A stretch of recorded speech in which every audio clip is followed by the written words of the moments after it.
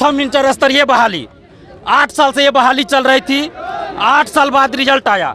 13,120 पदों पे बहाली होनी थी, लेकिन मेरिट लिस्ट जारी किया गया 11,329 पर। और हजारों ऐसे अभ्यर्थी हैं जिनकी उम्र समाप्त हो गई और 8 साल से वो लगे हुए हैं और अभी सीट खाली है, लेकिन इन लोग को मेरिट लिस्ट से बाहर कर दिया गया है। तो हम लोग ये न्याय के लिए आए हैं, गुहार लगा रहे हैं बीएसएससी के अध्यक्ष महोदय से कि जितनी सीटें खाली है उन सीटों पे आप बहाली पूरा कीजिए, वेटिंग लिस्ट जारी कीजिए। 1778 अभ्यर्थी को जो आपने बाहर किया है, सबसे पहले इनके साथ न्याय कीजिए। और जिनको फिजिकल का मौका आपने नहीं दिया, फिजिकल का मौका दीजिए। टाइपिंग का मौका नहीं दिया, टाइपिंग का मौका दीजिए, लेकिन इनके साथ न्याय कीजिए।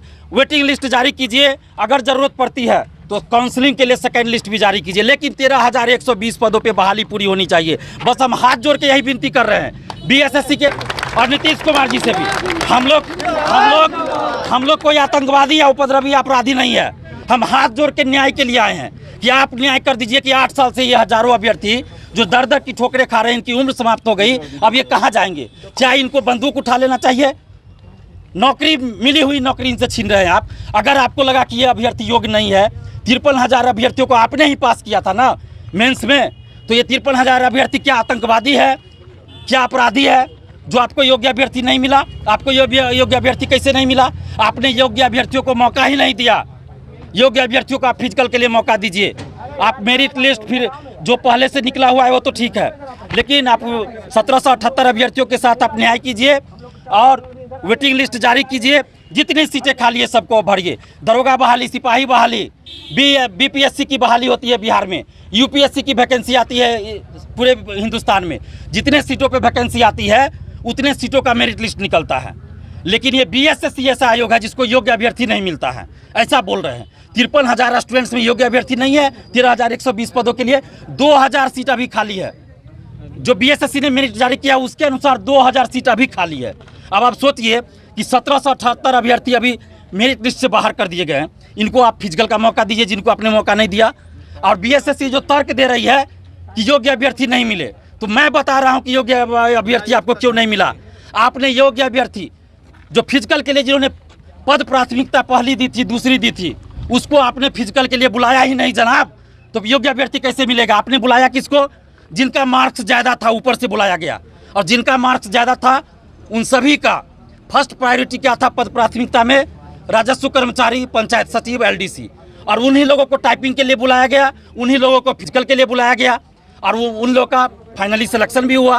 तो अब आप सोचिए कि जो लोग फर्स्ट या सेकंड प्राथमिकता जो दिए थे फिजिकल के लिए, उसको आपने मौका ही नहीं दिया। जब मौका नहीं दिया तो योग्य अभ्यर्थी कैसे मिलेंगे? तो पहले तो इन लोगों को फिजिकल का मौका दीजिए। अगर उसके बाद सीट बचती है, वेटिंग लिस्ट जारी कीजिए, उसके बाद भी अगर सीट बचती है तो सेकंड काउंसलिंग करवाइए। आप क्यों नहीं करवा सकते हैं भाई?